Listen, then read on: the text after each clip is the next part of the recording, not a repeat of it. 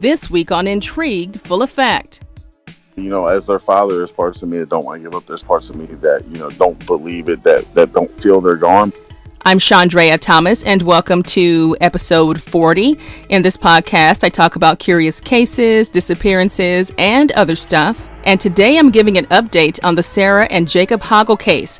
I spoke to family members who recently shared some new details on where the case stands right now. Some of the information comes from local media reports, and the rest is from the kid's father, Troy's side of the family. According to local media, on Wednesday, September 1st, 2021, a Maryland Court of Special Appeals denied Catherine Hoggle's request to drop the case, claiming that based on Maryland law, prosecutors had run out of time. Now we're talking about the 5-year window to try her for the 2014 disappearance and murder of 3-year-old Sarah and 2-year-old Jacob. Now remember, Catherine has been in a maximum security mental institution in Maryland for over 5 years, and she was deemed incompetent to stand trial and has reportedly been in that state from the start. She was diagnosed with paranoid schizophrenia and is being treated. Now, let's take a step back. In 2014, she was facing misdemeanor charges of child neglect and interfering with the police investigation. Then in 2017, the murder charges were filed and Catherine was indicted. Police believe that she was the last person to see her children. Now, the dates in this case have always been a little bit confusing, so let's get some clarity on some of the more recent stuff. In 2020, a Montgomery County judge found that the actual 5-year clock on the time frame to try Catherine Hoggle started when she was indicted on the murder charges in 2017. So now the final deadline to try Catherine Hoggle is December 1st of 2022. If not, the murder charges can be dropped. Reports say that Catherine's legal team could potentially file more appeals in the case. When I spoke to Troy's side of the family, I was told that they still believe that Catherine is competent to stand trial and that she's working the system to get released. This is Troy in my original episode from June of 2019. We talked about the investigation and his thoughts about what happened to his kids. Once she gets into custody, what is she telling the police, or what are police telling you about where your kids are, about, their interrogation of her, or their questioning of her? What are you learning from that? So she's in custody, and at this point, she's not telling them anything, apparently. The next morning, they're telling us that, hey, we're going to question her, we'll figure out where the kids are, we'll get back to you, whatever. Now, within 48 hours, they had pretty much turned it into a homicide investigation. That's why I met Dimitri Rubin, the lead detective and stuff. And I figured it out because they had a lot of dogs, sniffing in the woods, and it didn't seem like dogs that were looking for live people. It seemed like they were cadaver dogs. And so Dimitri comes up to me and pulls me off to the side, and when we're at Chick-fil-A passing out flyers and doing all the stuff we were doing there, and he goes, hey, I just need to talk to you for a second. And he goes, look, I want you to hear it first from me. I don't want you to hear it on the news, but we're turning this into a homicide investigation. I said, I know. I saw, I've seen what's been going on. I realized that. Has there ever been any sightings? What are the streets saying? I mean, are you getting any information, any theories about what may have taken place, anything? Well, I think almost everyone has theories, who reaches out to us. From your standpoint, do you still feel like your children are alive? Do you feel like she took them and gave them to someone?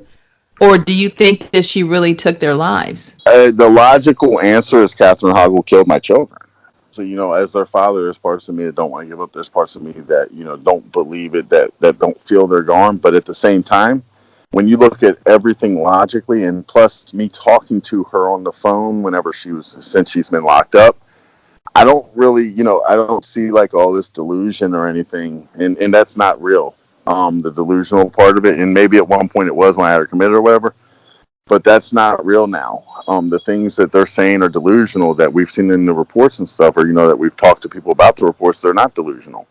At this point, I'm told the case is still open but not active. Now, Troy and his family are hoping to get Catherine deemed competent to stand trial before that December 2022 deadline. If no trial is set, the murder charges can be dropped, but family members say Catherine would still need to be deemed competent in some way to be freed, so she won't be a danger to herself or others. And a side note is that she can potentially be involuntarily committed to a mental institution if competency is not restored. According to family, they were told that Catherine is not capable of ever being mentally restored, but again, they still believe that she can be deemed competent to stand trial. At the end of the day, the bottom line is it's 7 years later, and we still don't know what happened to Jacob and Sarah.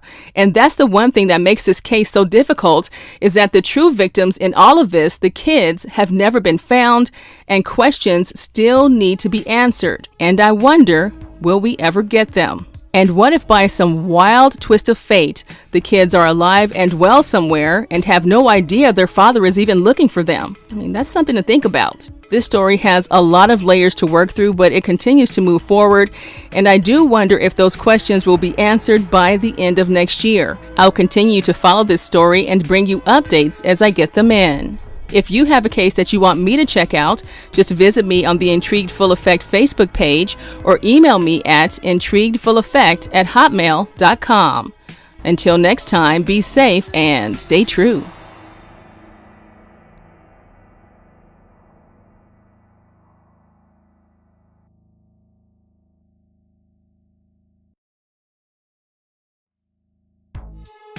The views, information, or opinions expressed during the Intrigued Full Effect, Curious Cases, Disappearances, and Other Stuff podcast are solely those of the individuals involved and do not necessarily represent those of the host.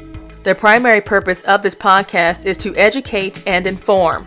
The host of this podcast assumes no liability or responsibility for any activities in connection with opinions shared in the podcast. The podcast and blog associated with it shall not be used in any legal capacity or as a basis for expert testimony. Any copyright material in the podcast is approved by the owner or is part of the public domain. Music by Pond 5.